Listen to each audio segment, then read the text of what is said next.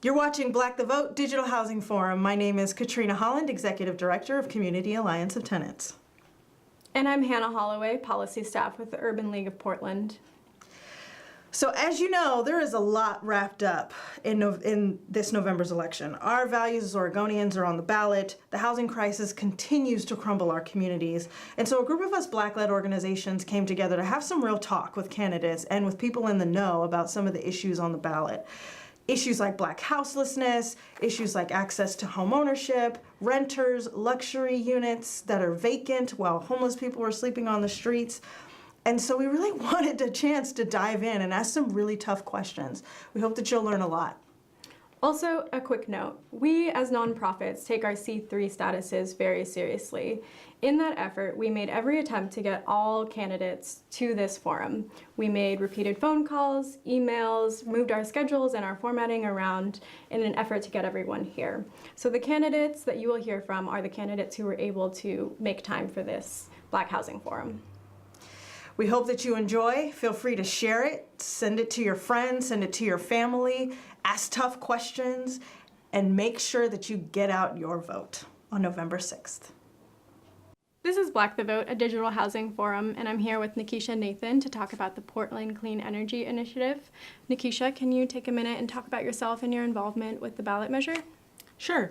Thank you, Hannah. My name is Nakisha Nathan, and I am the Leadership Development Director at the Coalition of Communities of Color. I also serve on the board for Opal Environmental Justice Oregon, which is an organization that sits on the steering committee for this initiative. And I also sit on the board for Portland African American Leadership Forum, an organization that is endorsing this initiative.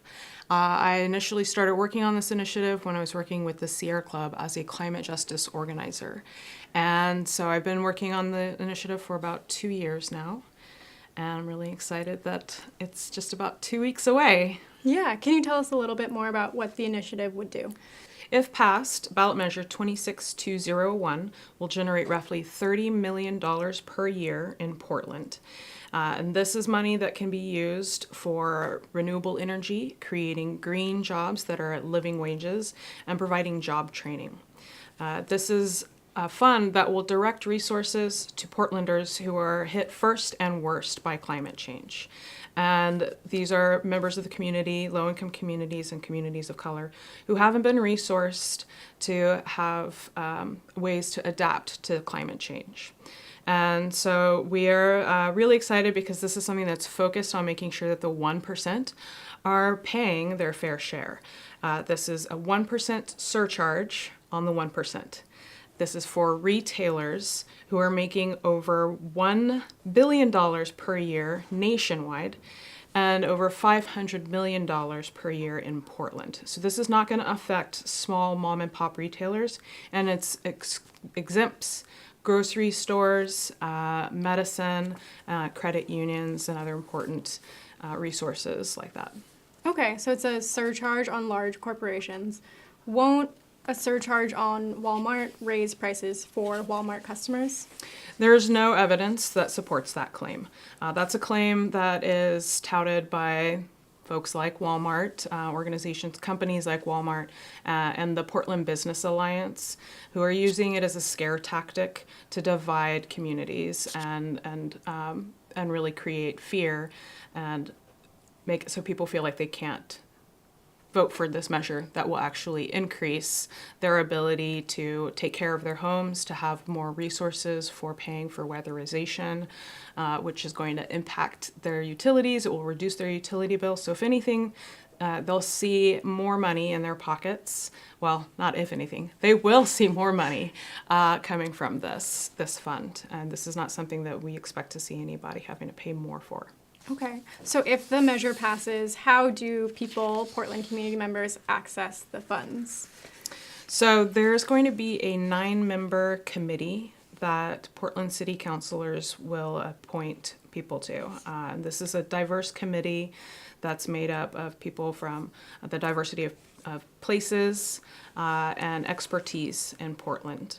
And the committee will decide, will be tasked with receiving applications for projects from community organizations, nonprofit organizations that might partner with city agencies, or for-profit businesses, or other nonprofits. And the funds, so they will submit these applications, the committees will review the applications, and they have requirements for what sorts of organizations can be funded. They are prioritizing projects that go to communities of color and low-income communities. The focus will be on making sure that renewable energy and energy efficient programs are put in place. And that is 40 to 60% of the fund. Examples are weatherization, energy efficiency upgrades, and community solar projects. There is also going to be 20 to 25% of the total fund going to job training, apprenticeship, and contractor support. And then 10 to 15% goes to regenerative agriculture. I'm personally really excited about this one because organizations and projects like Mudbone Grown will be able to apply for grants so that they can continue doing the amazing work that they're doing to that offsets climate change, it sequesters carbon and provides more food for our communities. And then the last chunk of the fund, which is about 5%, goes to innovation, which is something that enables other projects to receive funds that don't fall under these other categories. Okay, so some of the possible funded projects that you mentioned, like weatherization, I think some people will hear that and think, isn't there an agency, the Energy Trust of Oregon, that already provides that service? Can you respond to that? Yes. So no, the Energy Trust of Oregon does not provide the same resources that the Portland Clean Energy Initiative will fund. It has a fundamentally different mission. It is designed to buy down the cost of energy through energy efficiency and renewable energy investments. What's most important here about understanding this is that it brings down the cost for all ratepayers, while the Portland Clean Energy Initiative is focused on prioritizing low-income communities. The Energy Trust of Oregon it also does not have enough funding to meet the energy efficiency needs of Portland, even if all Portlanders could qualify for what the fund provides. Who and what organizations are in support of this initiative?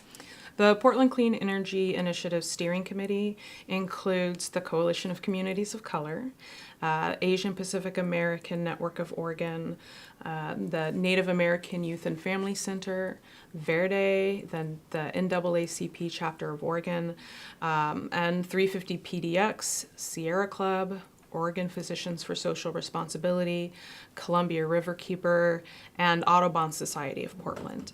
What's important to note here is that those mainstream environmental organizations that I mentioned in the latter part of that list are really focused on taking the advice of and following the lead of the organizations that are led by communities of color.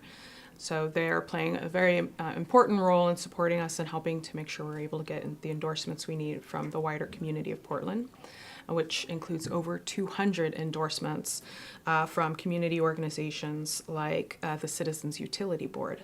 And then we have houselessness and homelessness advocates who have supported this. Other environmental causes like Oregon Environmental Council, Business for a Better Portland, and the Urban League of Portland. And then we've got officials like U.S. Senator Jeff Merkley, as well as Oregon State Speaker of the House, Tina Kotek. And what about on the other side? Who is organizing against the initiative? So the Portland Business Alliance is opposing this initiative, and they're opposing it on behalf of their big corporations. Their corporate members like Comcast, U.S. Bank, Amazon, and Walmart. And they're flooding Portland with bad press and money to try to kill this initiative.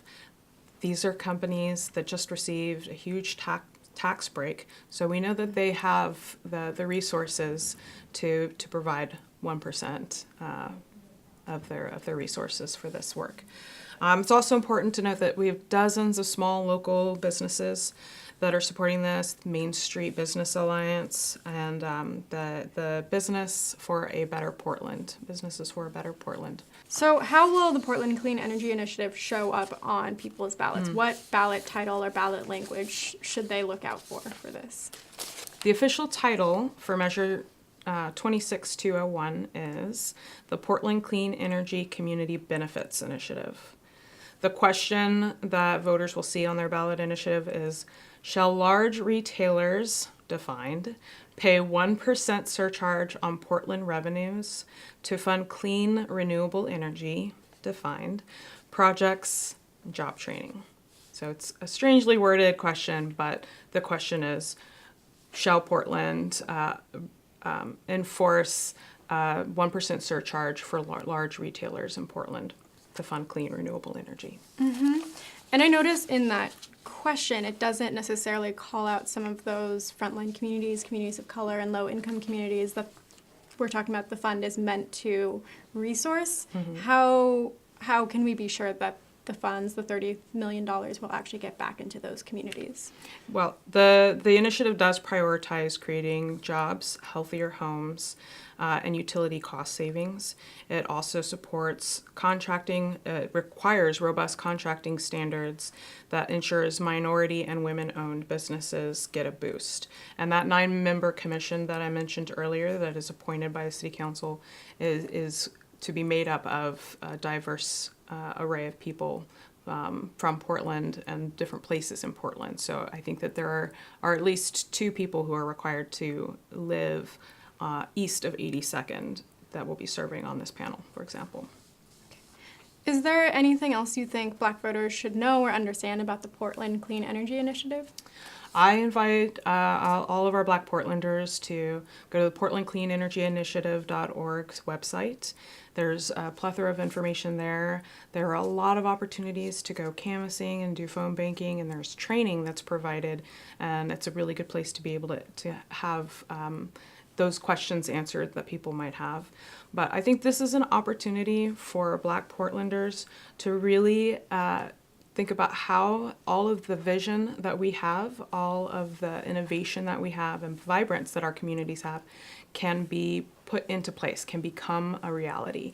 We imagine the alternatives we deserve, and we want to make sure that those alternatives are put in place. And that this is a great opportunity to do that, and the best way to do it is by showing up. Whenever you see anything happening with the Portland Clean Energy Initiative, make sure you vote, bring your neighbors out, and once it becomes in place, stay involved and make sure that your organizations and your community are recognized and front and center. Great. Well, thank you for your time today, Nakisha. Thank you.